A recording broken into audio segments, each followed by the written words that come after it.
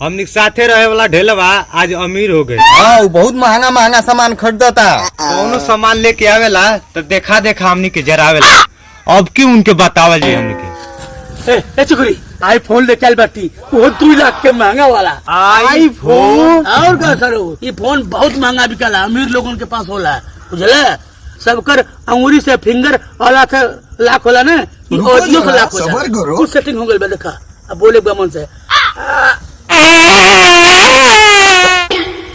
सारे हमारे मोबाइल लाख हो गए सर। कौन दुश्मनी निभावले बाबू। बाबू हमार दोस्त हो ना एक दाई बाबू पाद दे से एक दाई पाद दे बस एक दाई पाद दे बाबू 2 लाख नुकसान हो जाए। हिम्मत कर बाबू ना खुलो। अरे बाबा मार 2 लाख रुपया नुकसान हो जाए। एक कर मजाक नहीं कर। 500 रुपया तेल है 500 रुपया तेल है बाबू दोनों सुरम बदले रहला वही सुरम पा दे। 1 मिनट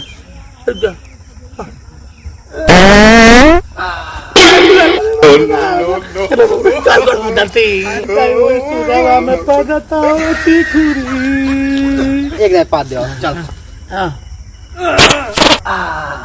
नहीं खुल गया